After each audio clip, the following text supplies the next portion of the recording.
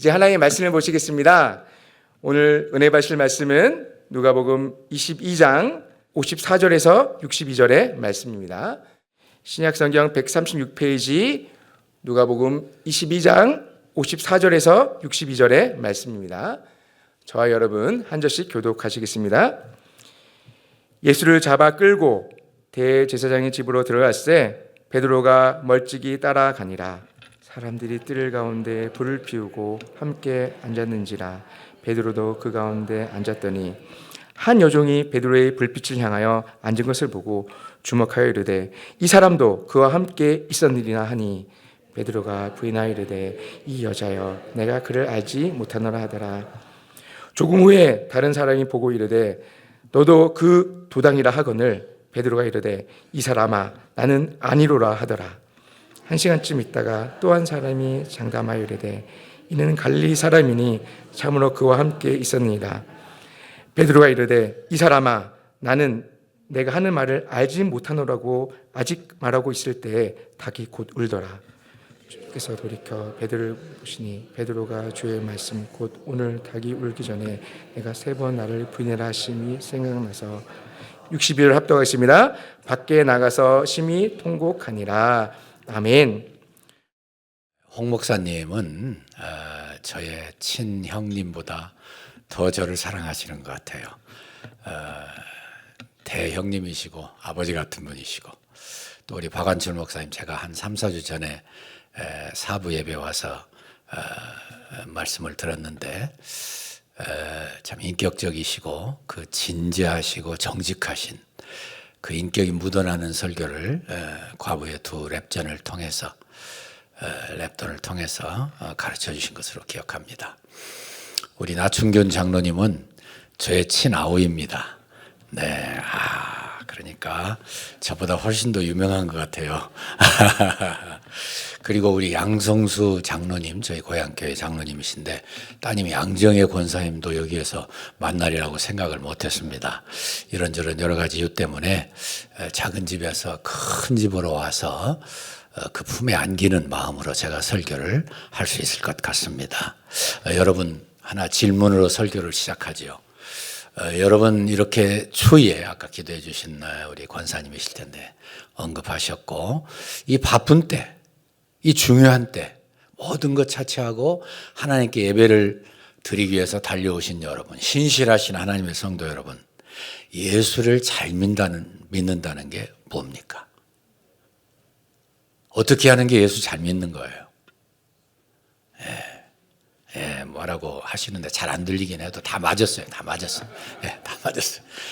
예수 잘 믿는 건 예수님처럼 되는 거예요. 예수를 닮아가는 거예요. 때에 따라서는 뭐 그런 것이 이제 우리의 외부적인 액션으로 생각을 해가지고 뭐 주일 성수 잘하고 11조 잘하고 또 뭐 교회 헌신 봉사 잘하고 가르치기 잘하고 뭐 다 중요하죠. 그러나 그런 것들의 핵심은 예수님처럼 되는 거예요. 예수님처럼 되려면 예수님의 십자가를 많이 묵상해야 합니다. 이제 벌써 곧 사순절이 시작되잖아요. 그리고 예수님의 십자가를 묵상할 때 본문 말씀을 결코 빼고서는 잘 묵상이 안 되겠지요. 여러분 예수님께서 십자가를 지실 때 인류의 2 대표라고 할 수 있는 가룟 유다가 있었고 그리고 시몬 베드로가 있었습니다. 2 사람 다 예수님을 배반했습니다. 성경은 우리에게 뭘 가르쳐 주시냐면은 인간에게는 아무 희망이 없다는 거예요. 정말 하나님이 은혜를 주시고 하나님이 붙들어 주시고 하나님이 용서하시고 하나님이 사용하셔야지 아무런 희망이 없다는 거예요. 가룟 유다는 여러분들 잘 아시는 것처럼 자기가 생각하던 메시아상과 점점 멀어지는 스승으로부터 마음이 멀어지고 그게 어떤 전대인데 거기에서 돈을 훔쳐가기 시작하더니 그래 자기의 욕심을 채우기 위해서 스승님까지 팔아먹었습니다. 대단히 조직적이고 계획적이고 과학적이고 빈틈없었습니다.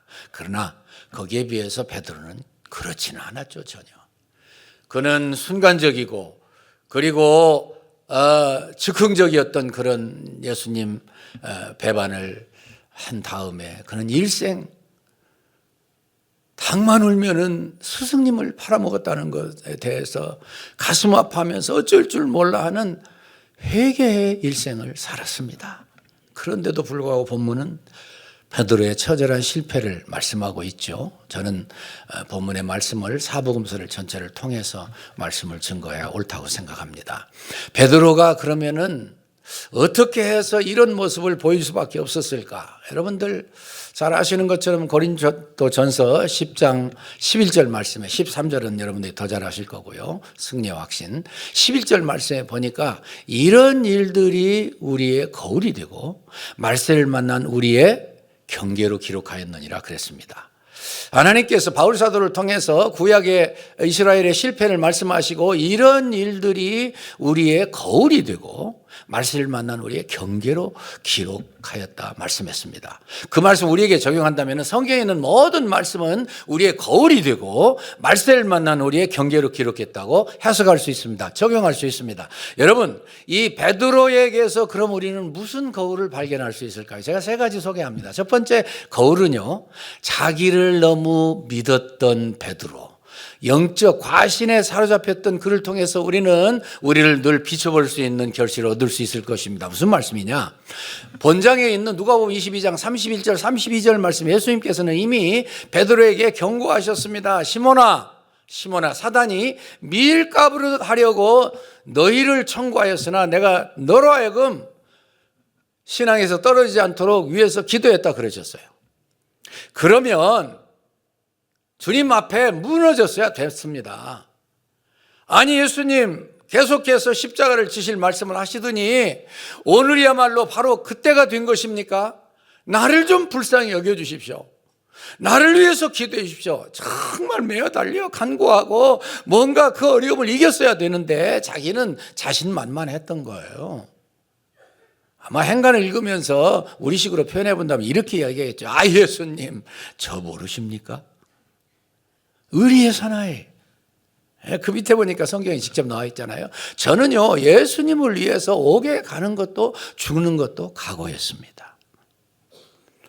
저는 시몬 베드로가 진짜 그랬다고 믿습니다. 그런데 바른 각오하는 것 중요하지만 기도하지 아니하는 나를 어떻게 믿습니까?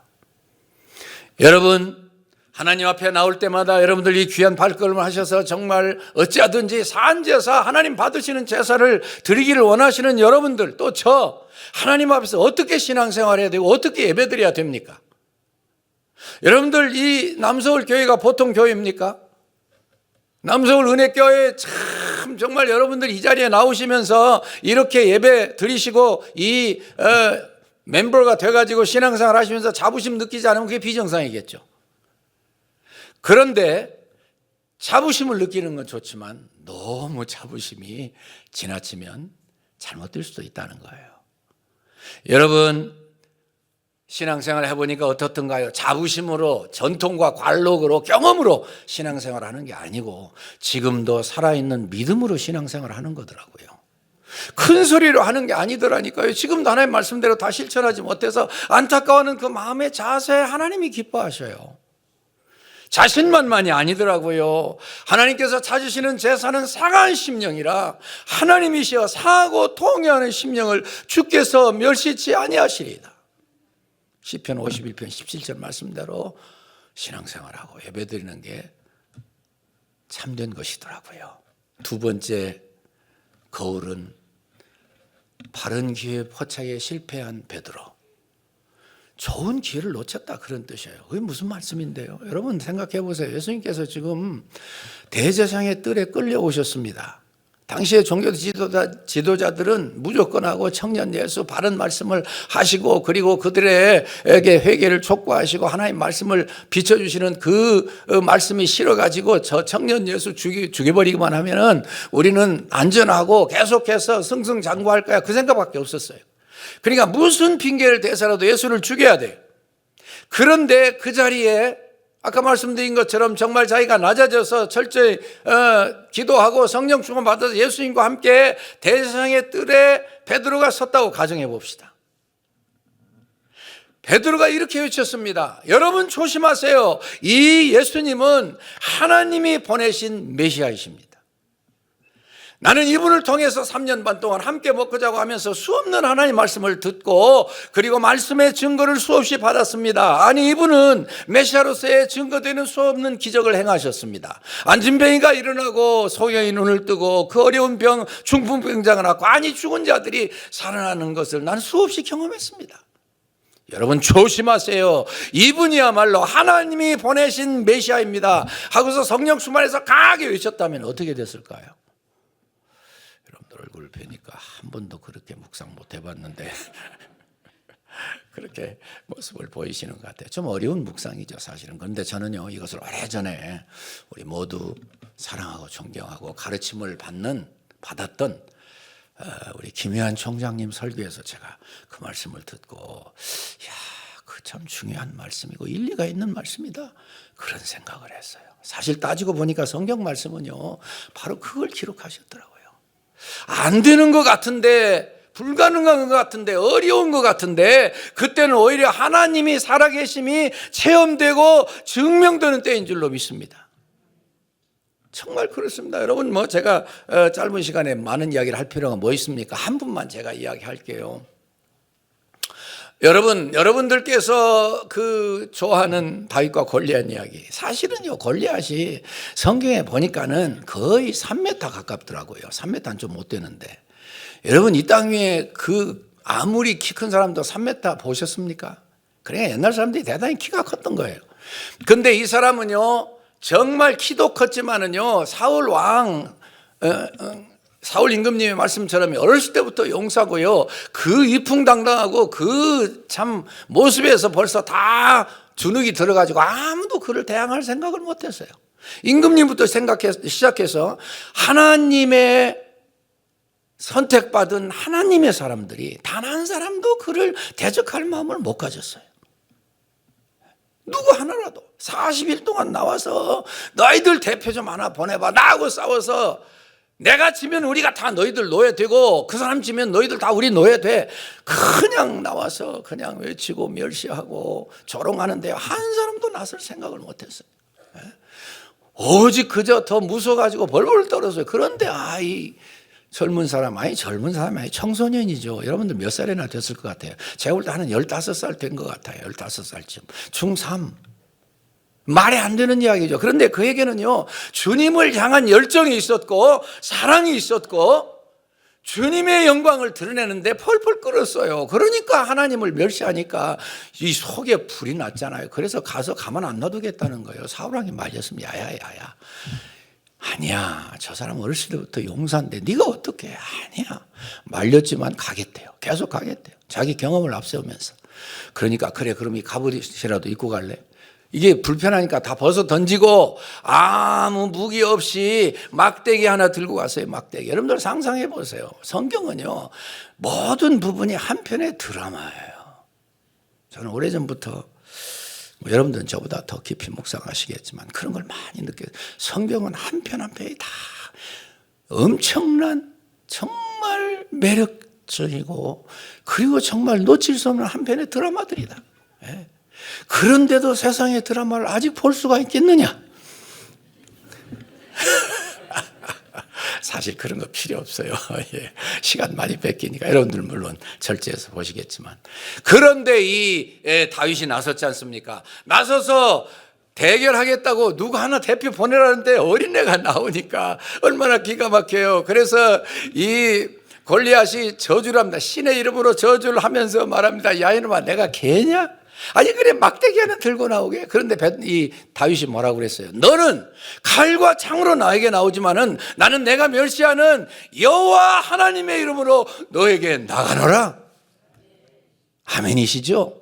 이런 담대한 믿음의 하나님의 사람들이 있다면 이 땅은 결코 우리가 두려워하지 않아도 될 것입니다. 염려하지 않아도 될 것입니다. 그의 말 그대로 하나님을 의지하고 무기도 없었어요. 막대기 하나, 돌멩이 몇 개, 그거 가지고서 던지는데 하나님의 이름이 함께 하시니까는요, 다 완전 군장해서 군장만 해도 65kg가 된다고 그럽디다. 그런데 다 막았는데 여기 비어있는 거 하나님 왜 모르셔요? 돌멩이가 딱 치시니까 죽었잖아요. 분명히 말도 안 되는 이야기예요. 불가능한 이야기예요. 그래서 제가 그 이야기를 좀 해보는 거예요. 우리도 마찬가지라는 거죠. 안 된다, 힘들다, 도저히 불가능하다. 아니에요. 그럴 때는 오히려 더 하나님이 살아계심이 체험되고 증명되는 때이다. 만약에 베드로가 그렇게 나서서 이야기를 하고 사람들에게 자극을 주었다면 그 자리에는 선택받은 사람도 있어요, 없어요? 있어요. 오순절 성령 강림 후에 얼마나 회개하고 돌아왔습니까? 그리고 사도행전 6장 7절 말씀에 보니까 주의 말씀에 더 흥하여 예루살렘에 있는 제자의 수가 더 심히 많아지고 허다한 제사장들도 이 도에 복종하니라. 이게 성령님의 놀라운 역사입니다. 제사장들도 회개하고 돌아왔대요. 네, 그러니까 거기에 선택받은 사람들이 많이 있어요. 그래서 베드로의 외침을 듣고 그 사람들이 회개했다면 무슨 일이 이루어졌을까요? 예수님은 물론 구약에 예언되신 대로, 성경의 말씀에 예언되신 대로 그대로 정말 황량하고 처절하고 저주스럽고 그리고 외로운 처량한 길을 가실 수밖에 없었고 우리를 위해서 그 고통을 당하시고 죽고 십자가에 죽으시고 부활하실 수밖에 없었지만, 만약에 그들 가운데 예수 믿는 사람들이 생겼다면 주님의 가시는 길이 그렇게까지 처절하고 황량하고 외롭고 버려졌을까요? 한 사람, 진정한 예수 믿는 사람 아리마대 요셉 때문에 예수님은 아무것도 없이 죽으셨는데 그 몸이 새 무덤에 묻히시지 않았던가요? 한 사람, 예수 믿는 사람 때문에 니고데모가 모략과 침향 섞은과 백근을 가지고 가서 예수님을 향품 처리해 드리니까 임금님의 퓨너럴 서비스가 됐잖아요. 임금님의 장례식이 됐잖아요. 여러분들, 그렇기 때문에 우리가 안 된다고 그럴 때 하나님을 바라보고 두 번째 거울에서 이때는 내가 하나님 체험하고 증거해야 될 때인가 봐. 낙심하지 말자. 그 마음으로 늘 승리하시기를 축원합니다. 세 번째는 통곡할 수 있었던 베드로. 제가 사복음서를 통틀어서 설명드린다고 했는데, 여러분, 이 베드로가요, 사실은 예수님과 함께 정말 많이 기도할 수 있는 기회를 하나님이 주셨습니다. 예수님께서 이제 제1회 성찬식을 거행하시고 찬미하며 감람산 곧 겟세마네 동산으로 가셨다고 그랬어요. 겟세마네 동산에서 예수님께서 이제 아마 들어가던 입구에 8명 제자들 놔두고 그리고 베드로, 요한, 야고보 수제자들 데리고 따로 좀 더 들어가셨습니다. 아마 뭔가 기대하지 않으셨을까요? 그리고 돌 던질 만큼 떨어진 곳에서 정말 목숨 바쳐 기도했습니다. 여러분들, 제가 올 때는 인류가 존재한 이래에 이때처럼 정말 최대 영적 대회전을 이룬 때는 없었을 거예요. 여러분들, 인간 예수가 지금 이 기도를 승리하고 십자가 지고 죽고 그리고 부활하면 자기 인생 끝나는 거 사단도 알아요. 그러니까 사단이 그를 방해하려고 모든 것을 동원하고 집중해서 그렇게 도전했을 거예요. 그렇기 때문에 인류가 존재한 이래, 예수님의 생애 존재한 이래 최대의 영적 회전이 이루어졌던 곳이에요. 그 자리에서 예수님은 엉뚱하게도, 아니 엉뚱한 게 아니라 충분히 이해가 되죠. 하나님 아버지께 뭐라고 그랬어요? 하나님 아버지, 할 수만 있으면 이 자인 내게서 지나가게 해 주십시오. 무슨 이야기예요? 저 십자가 못 지겠습니다, 그 말이에요. 여러분, 그 말씀을 얼마나 또 깊이 생각해 보셨습니까? 이런 일이 있을 수가 있습니까? 그 일을 위해서 오셨는데. 그런데 여러분들과 저와 똑같은 몸을 입으신 예수님, 아니 죄와는 일푼어치 상관도 없으신 분이 죄인으로서 여러 시간 아니 거의 하루 가까이 취급을 받으셔야 되는 괴로움, 아니 십자가를 지시고 운명하시기 마지막 3시간 동안은 아버지 하나님부터 외면 나가야 되는 그 처절한 고통, 그래서 십자가 지기 싫으셨던 거예요. 아버지여, 할 수만 있으면 이 자인에게서 지나가게 하옵소서. 땀이 땅에 떨어진 핏방울 같이 될 만큼 온 진액이 온몸에서 솟아날 만큼 기도하시고, 히브리서 5장 7절 말씀에 보니까 그런 육체에 계실 때 자기를 능히 구원하시려게, 어디서 구원해요? 죽음에서 구원하시려게 심한 통곡과 눈물로 간구와 소원을 아뢰었고 그의 경외하심을 인하여 들으심을 얻었느니라 그랬어요. 그냥 기도한 거 아닙니다. 통곡하고 울부짖고 통곡하고 하나님 앞에 호소하고 아마 어쩌면 떼굴떼굴 구르셨는지 몰라요. 그런데 그분이 결국은 따지고 보면 자신을 위해서 그렇게 기도하신 거 아니에요. 자신이 아닌 남을 위해서, 우리를 위해서, 우리의 구원을 위해서 그렇게 기도하셨어요. 여러분, 주님은 그렇게 기도하셨는데 나는 내 자신의 구원을 위해서 얼마나 기도하고 있습니까?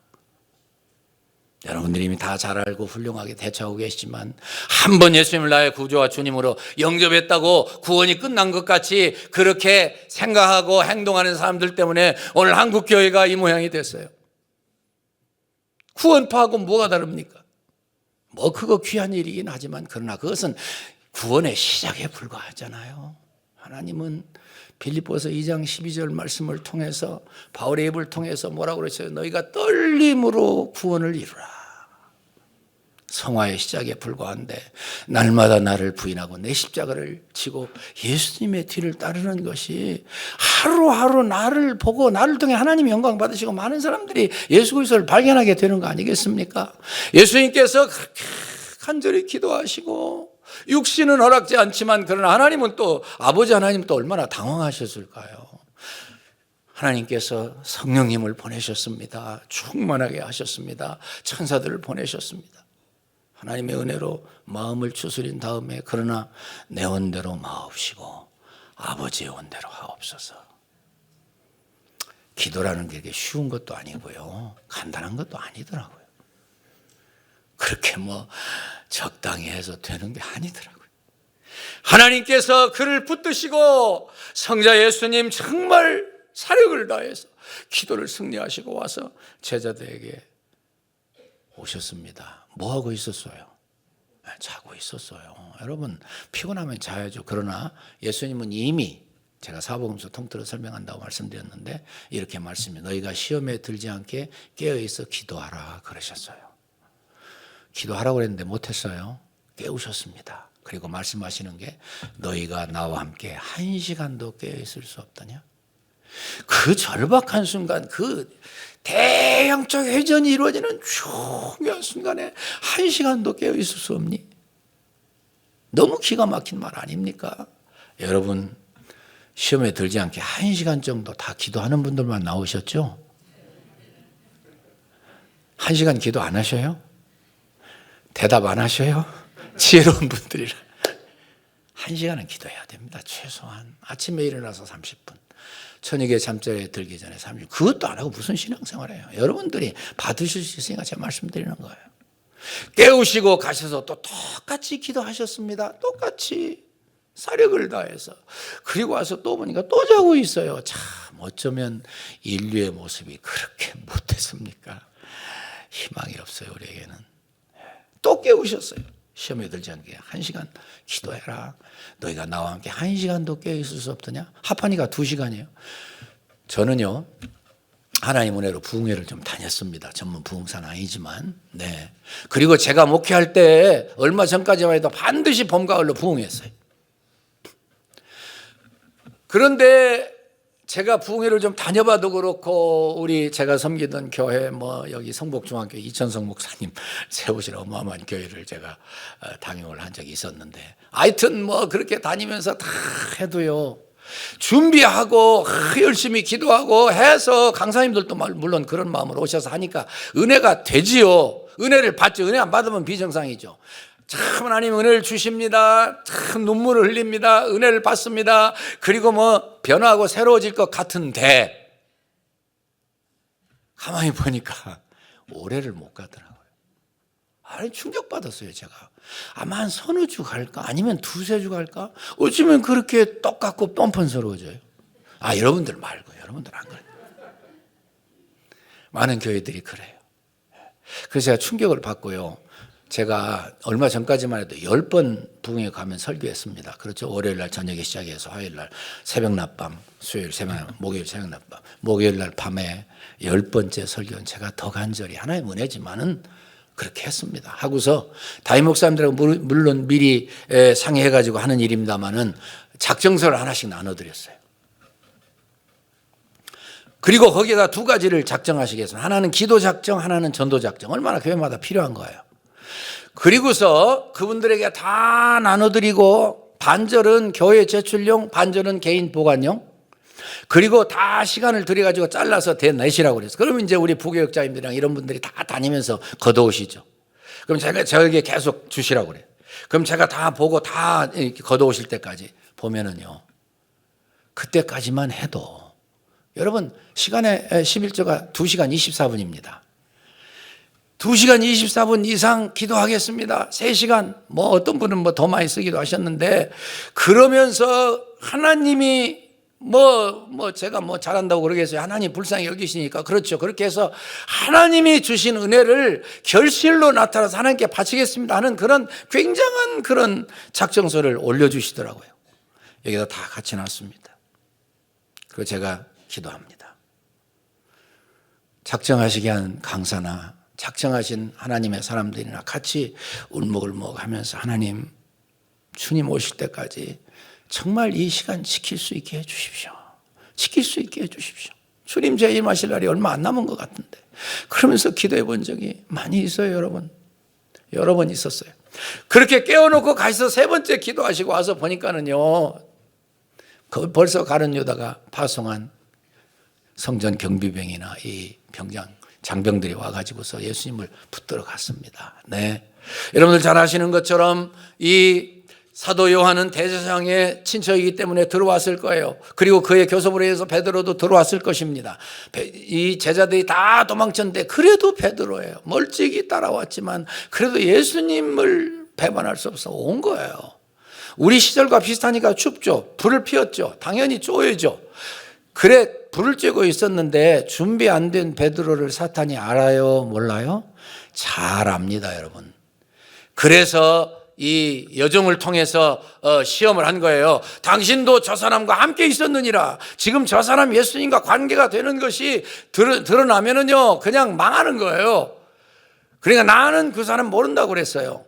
또 좀 있으니까 어떤 사람이 나와가지고서 당신 저 사람하고 한 도당 아니야? 한패라 그 말이에요. 나는 아니라니까. 근데 1시간 후에 문제가 생겼어요. 1시쯤 있다가 한 1시간, 그게 무슨 말씀이냐면요, 요한복음 18장 26절 말씀에 보니까 그 1시간 후에 나온 사람은요, 귀를 잘린 말고의 친척이라고 그랬어요.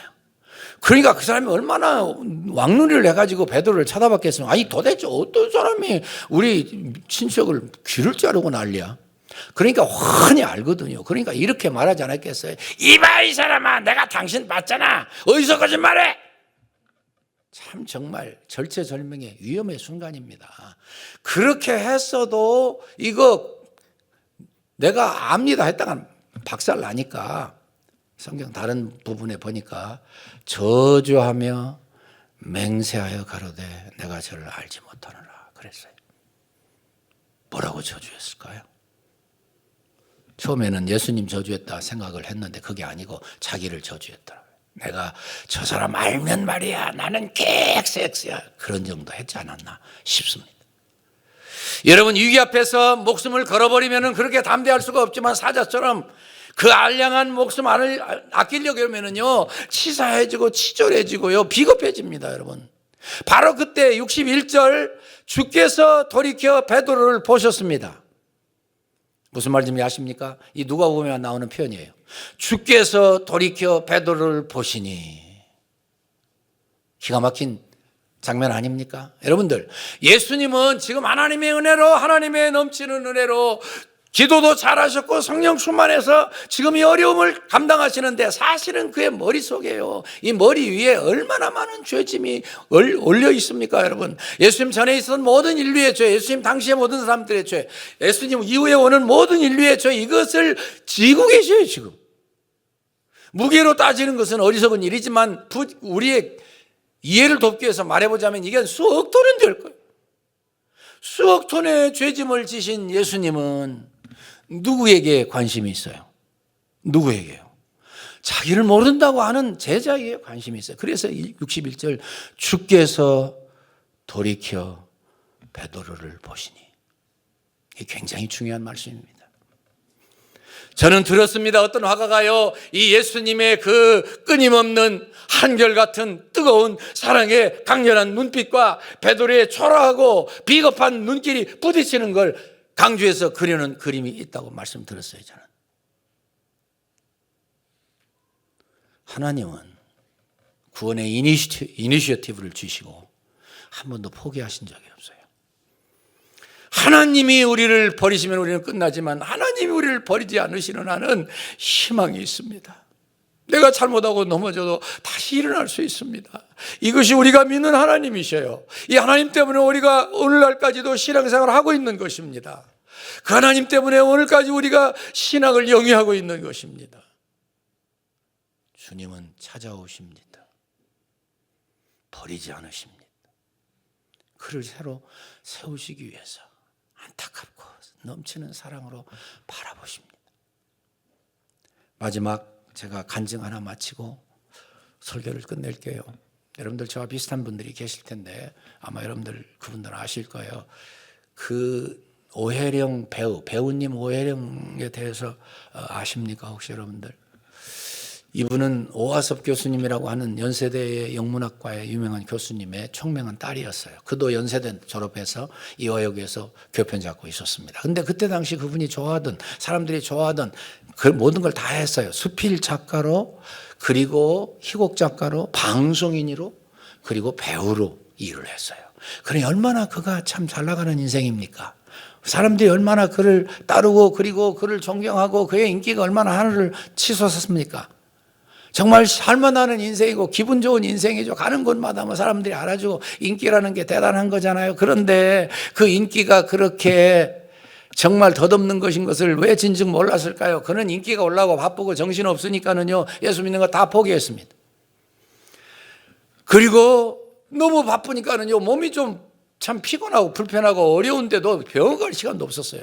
그러다가 견디다 너무 힘드니까 이제는 큰일 나겠다 죽겠다 싶어가지고 병원에 가서 진찰을 했어요. 의사 선생님께서 다 검진을 하시더니 여보시오, 왜 이제 왔습니까? 당신 3개월 후에 죽습니다. 위암과 임파선암이 아마 몸에 전체 다 퍼졌나 봐요. 갑자기 사형 선고를 받은 그 잘 나가던 인생이, 그래서 들어 앉았습니다. 방에. 아이 죽는다는데. 그러고서 맞은편 벽에다가 달력을 걸어놓고 빨간 색연필로 하루가 지날 때마다 엑스포를 그으면서 비참하게 하루하루 한 주 한 주 살고 있었습니다. 한 달이 지나고 2달이 지나고 3달이 지나고, 그날도 물만 마셔도 토하고 화장실에 가면 혈변을 계속하는, 정말 다 죽은 목숨을 살아가고 있었어요. 그런데 그때 누가요? 다 잃어버리고 다 포기하고 다 잊어버리고 다 떠나간 줄 알았는데 어떤 사람이 계속해서 한 주에 한 번씩 백합을 50송이를 보내요. 그날도 보니까 그게 왔어요. 하도 기가 막혀가지고 이 백합에다가 코를 묶고 그리고서는 있었습니다. 백합이 또 냄새도 향기도 진하잖아요. 그래서 그런지 한 30분쯤 지나니까는요, 정신이 몽롱해지더래요. 그런데 그 순간에 누가 찾아오셨어요. 찾아오셔가지고 목덜미를 확 낚고쳤더니 방바닥에 나동거려졌습니다. 누가 오셨어요? 예수님이 오셨어요. 참 우리가 섬기는, 우리가 믿는, 우리가 사랑하는 예수님, 우리 하나님, 우리가 머리로 이해가 안 돼. 그래서 그가 이런 찬송을 그때 불렀는지 모르지만 이런 찬송으로 그의 신앙을 고백했을 것 같아요. 이 세상의 친구들 나를 버려도 나를 사랑하느니 예수뿐일세. 예수 내 친구 날 버리지 않네. 온 천지는 변해도 날 버리지 않네. 이 예수님 다 만나고 가시기를 축원합니다. 이 예수님이 우리에게 계시기 때문에 우리가 희망이 있는 겁니다. 그는 놀랍게도 그렇게 찾아오신 예수님인 것으로 알았을 터인데 푸념을 했어요. 당신은 도대체 누구세요? 죽음의 한복판까지 찾아오시는 당신은 누구십니까? 그러고 나니까는요, 그동안 예수님 몰라라 하고서 마음대로 살았던 게 송구스러워서 통곡이 나오기 시작하고 회개가 나오기 시작하고 눈물이 나오기 시작하고 찬송이 나오기 시작하고 막 몸부림치면서 그분은 예술인이라 그랬는지 화선지에다 자기 죄를 다 써서 초에다가 다 태웠습니다. 태우고 또 태우고 울고 또 회개하고 또 기도하고 찬송하고 그러면서 수십 개의 초가 녹아내릴 때까지 그냥 하나님 앞에 마음으로 몸부림치면서 회개하고 또 회개하고 또 회개하고 또 6개월이 지났어요. 6개월이 지난 어느 날 갑자기 몸에 한기가 찾아왔습니다. 그래서 인생을 포기하는 마음을 가져서 내 인생이 이제 끝나는가 보다 생각하고 추우니까 어떻게 해요? 겨드랑 밑으로 아마 이불을 잡아 끌어당겨서 덮으려고 그랬나 봐요. 근데 기적이 생겼어요. 무슨 기적이요?